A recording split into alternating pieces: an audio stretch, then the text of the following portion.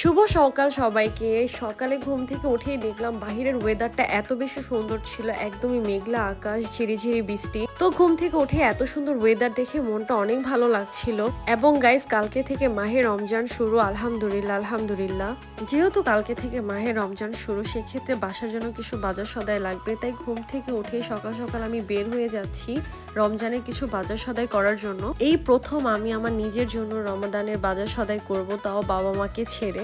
Guys, আমি বাবা মার থেকে অনেক বেশি দূরে আছি। আমার মনটা অনেক বেশি খারাপ, কারণ এর আগে আমি কোনোদিনও আমার বাবা মাকে রেখে কোথাও যাইনি, ইফতার করিনি, সেহরি করিনি। রমজানের জন্য নিজের বাজার সদাই করতে হবে, এসেও অনেক বেশি মনটা খারাপ লাগছিল। বাজার সদাই করতে পারছিলাম না, বারবারই বাবা মার কথা অনেক বেশি মনে পড়তেছিল। তাদেরকে রেখে এই দিনগুলো আমি কিভাবে কাটাবো, কারণ এর আগে আমি কোনোদিনও আমার বাবা মাকে রেখে এই রোজা, রমাদানের ইফতার, সেহরি কোনোদিনও একা কোথাও করিনি। এই জীবনের প্রথম আমার এই সব কিছু একা একা করতে হবে। আমার অনেক বেশি খারাপ লাগতেছিল আমার বাবা মার জন্য, বারবারই তাদের কথা অনেক বেশি মনে পড়তেছিল। তারপরও গাইস, রমাদান তো চলে এসেছে, বাসার জন্য বাজার সদাই করতে হবে, রোজা রাখতে হবে, নামাজ পড়তে হবে, ইবাদত করতে হবে।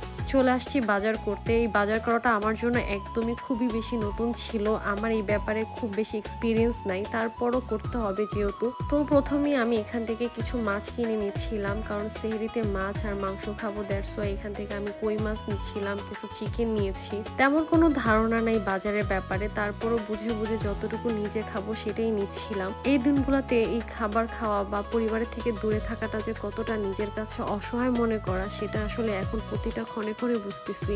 পরিবার আসলে খুবই আনন্দের একটা জিনিস, আর রমজান মাসে পরিবারের সাথে থাকাটা সবচেয়ে বড় ব্লেসিং। আর বাবা মাকে রেখে থাকাটা একদমই আসলে সহ্য করার মতো না। কিছু করার নাই, জীবনে অনেক মুহূর্ত সামনে চলে আসবে যেগুলো ফেস করতে হবে, হাসি মুখে মেনে নিতে হবে, আল্লাহর দিকে তাকিয়ে ধৈর্য ধরতে হবে। এখানে অনেক সবজি ছিল, কিছু সবজিও নিয়ে নিচ্ছিলাম, কারণ এখানে আমার বাসার জন্য সবজি লাগবে, ফ্রুটস লাগবে।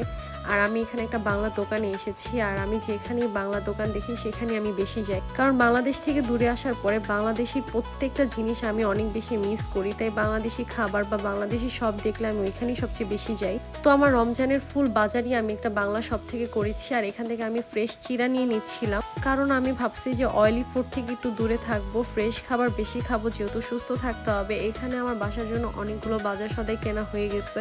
চাল, ডাল, চিনি, লবণ, যাবতীয় যা লাগবে নিজের চোখের সামনে দেখছিলাম তাই নিচ্ছিলাম। এখানে আম, কলা, সবজি, ফ্রুট যতটুকু মনে হচ্ছিল নেওয়া লাগবে সেটাই নিচ্ছিলাম। তারপরে আমি চলে আসলাম একটি পাকিস্তানি শপে। এখানে পাকিস্তানি শপে এসে পাকিস্তানি রবজাটা নিলাম। এই পাকিস্তানি রবজাটা অনেক বেশি মজা, আর আমি রমজানে ইফতারের টাইমে রবজার শরবতটা মাস্ট খাবো, এটা আমার অনেক বেশি ভালো লাগে। আর পাকিস্তানি